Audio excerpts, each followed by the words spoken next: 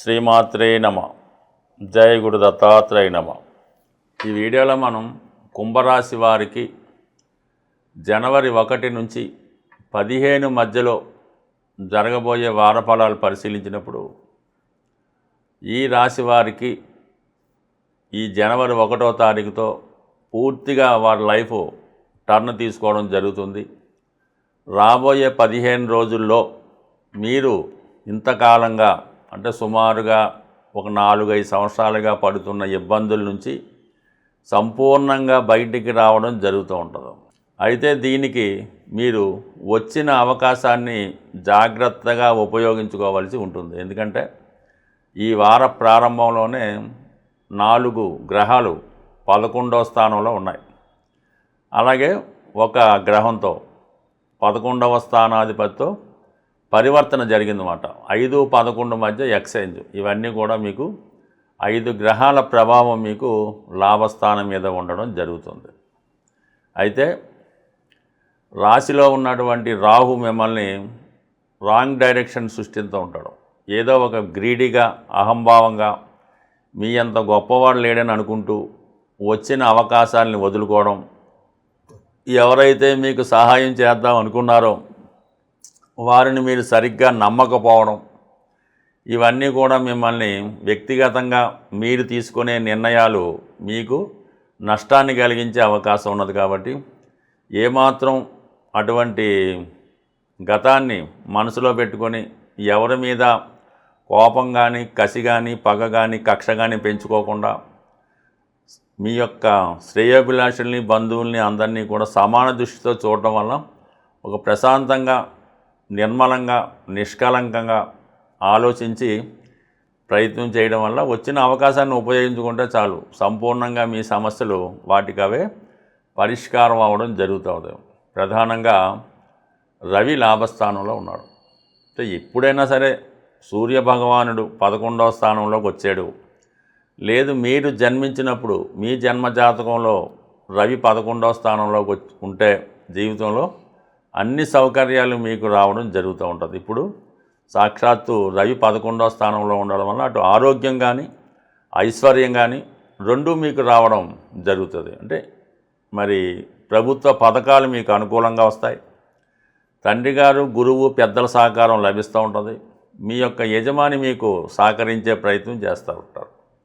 అయితే కొన్ని బలహీనతల నుంచి కూడా అనారోగ్యకరమైన అలవాట్లు కొన్ని రాశిలో రాహు ప్రవేశించినప్పుడు గతంలో ఈ జన్మశని ప్రభావం వల్ల కొన్ని బలహీనతలు ఇంకా మిమ్మల్ని పట్టి పీడిస్తుంటాయి. అటువంటి బలహీనతల నుంచి బయటపడడానికి ఇప్పుడు ఈ సూర్యభగవానుడు 11వ స్థానంలోకి రావడం వల్ల మీరు వాటి నుంచి బయటపడతారు.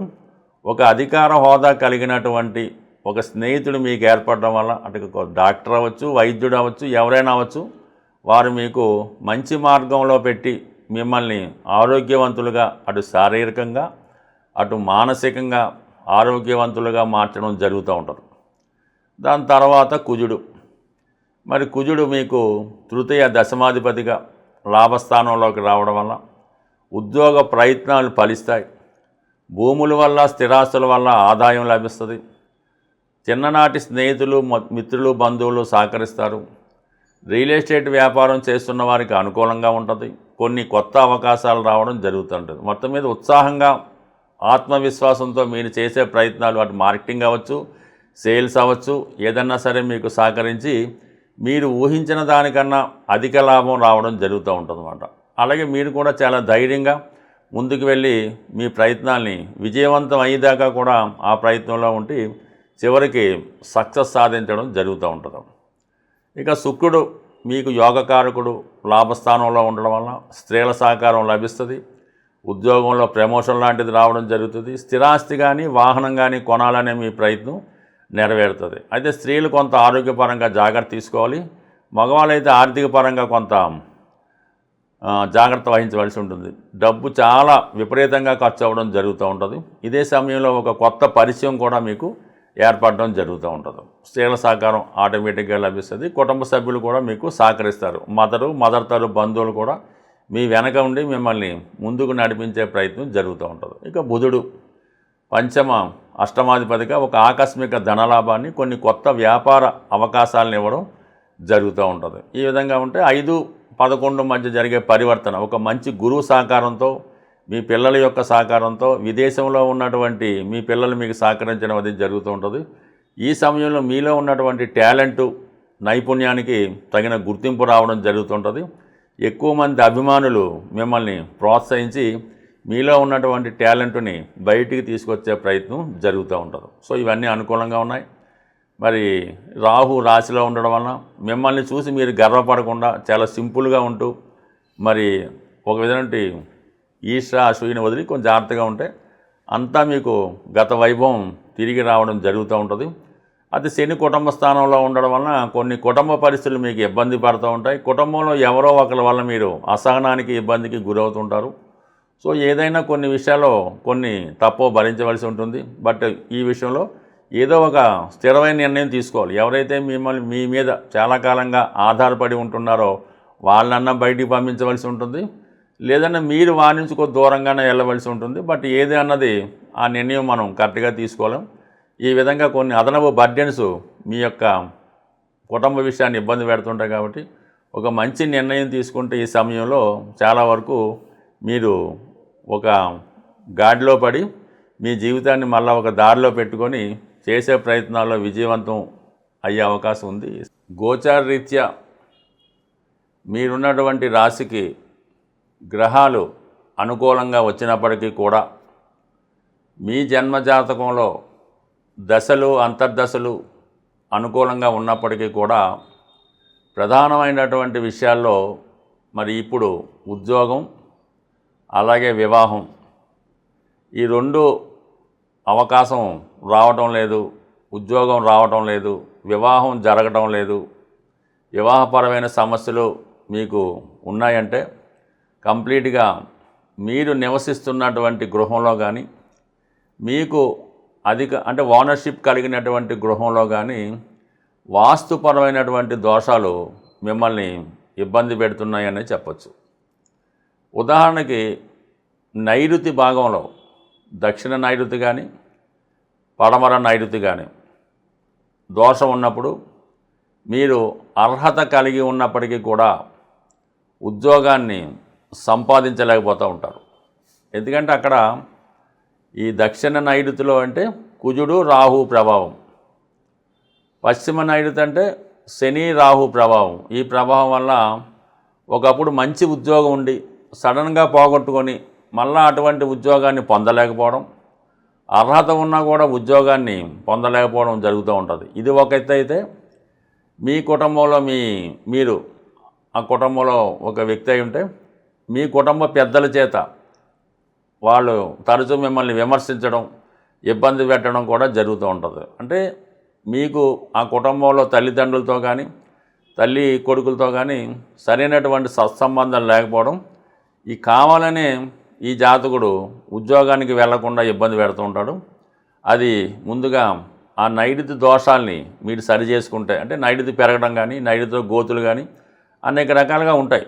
దాన్ని సరి చేసుకుంటే తల్లి కొడుకుల మధ్య, తండ్రి కొడుకుల మధ్య సత్సంబంధాలు ఏర్పడి జాతకుడు ఉద్యోగ ప్రయత్నం చేయడం జరుగుతూ ఉంటుంది.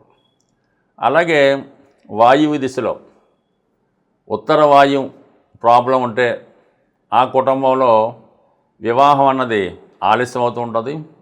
ఆ ఇంట్లో అమ్మాయిలు కానీ అబ్బాయిలు కానీ మోసపోతూ ఉంటారు అన్నమాట. ఎవరినో ఒకరు నమ్మి ప్రేమించి వాళ్ళు హ్యాండ్ ఇవ్వడం వల్ల మోసపోవడం కానీ, కొంతవరకు మానసికంగా మతిస్థిమితం కోల్పోవడం కానీ జరుగుతూ ఉంటుంది. లేదంటే వ్యాపారంలో ఉన్నవాళ్ళు పెద్ద మొత్తంలో ధనం ఒక అప్పు ఇవ్వడం వల్ల కానీ, సూటీ పెట్టడం వల్ల కానీ నష్టపోవడం జరుగుతూ ఉంటుంది. అంటే ఇక్కడ ఈ ఉత్తర వాయువు అంటే మనకి బుధుడు, చంద్రుడు ప్రభావం చూపుతూ ఉంటుంది. ఈ జన్మజాతకంలో బుధుడు, చంద్రుడు కలిసినా కూడా వాళ్ళు చిన్నప్పటి నుంచే డబ్బు సంపాదించాలనే ఆసక్తితో ఎక్కువ ధనం సంపాదించి ఎవరో ఒకరు నమ్మి మొత్తం మోసపోతూ ఉంటారు. చిన్న వయసులోనే ప్రేమలో పడి మోసపోవడం జరుగుతుంటుంది. శృంగారపరమైనటువంటి ఆలోచనలు ఎక్కువగా ఉండడం వల్ల ఒక విధంగా చిన్నప్పుడే వాళ్ళు ఇతరుల యొక్క దీనికి మోసానికి గురై ఈ విధంగా వారు కోల్పోవడం జరుగుతూ ఉంటుంది. ఈ విధంగా కంప్లీట్గా ఈ గృహంలో ప్రతి దిక్కుకి, మీ జాతకంలో ప్రతి గ్రహానికి సంబంధం ఉంటుంది. మరి ఆ దిక్కు అంటే ఒకవేళ తూర్పు ఆగ్నేయం ఇబ్బంది పడింది, మీ జాతకంలో శుక్రుడు కారకత్వాలు ఇబ్బంది పెడుతుంటాయి. అందువలన మనకి జాతకంలో బలం వచ్చింది, గురుబలం వచ్చింది, దశ వచ్చింది, అయినప్పుడు కూడా ఆ ఫలితం జరగలేదనుకుంటే మాత్రం కంపల్సరిగా మీరు ఉంటున్నటువంటి గృహం మీ సొంత గృహంలో వాస్తుపరమైన దోషాలు సరిచేసుకుంటేనే ఆ ఫలితం మీకు రావడం జరుగుతూ ఉంటుంది. ఏదైనా దీపం ఉండగానే ఇల్లు చక్కబెట్టుకోవాల్సి ఉంటుంది. ఆ దశ వచ్చినప్పుడు దశమానికి సంబంధించిన దశ వచ్చింది, ఆ దశలో ఉద్యోగం రావట్లేదు, గృహంలో ఉన్నటువంటి వాస్తు ప్రాబ్లం సరి చేసుకుంటే ఉద్యోగం రావచ్చు. తీరా జాతకంలో గోచార రీత్యా దశరీత్యా ఈ దశ అయిపోయింది అనుకున్నాం, అంటే టైం అయిపోద్ది, అప్పుడు వాస్తు సరి చేసుకున్నా కూడా లాభం ఉండదు. కాబట్టి ఏదైనా జీవితంలో తొందరగా సెటిల్ అవ్వాలంటే కంప్లీట్గా గృహాన్ని కూడా మనం పరిశీలించుకొని సరి చేసుకుంటేనే జీవితంలో మీరు సెటిల్ అవ్వడం జరుగుతూ ఉంటుంది. బట్ ఏదైనా నమ్మినా నమ్మకపోయినా వాస్తు యొక్క ప్రభావం ప్రతి ఒక్కరి జీవితంలో, ఆ కుటుంబంలో ప్రతి ఒక్కరి మీద ఉండే అవకాశం ఉంటుంది. స్వస్తి.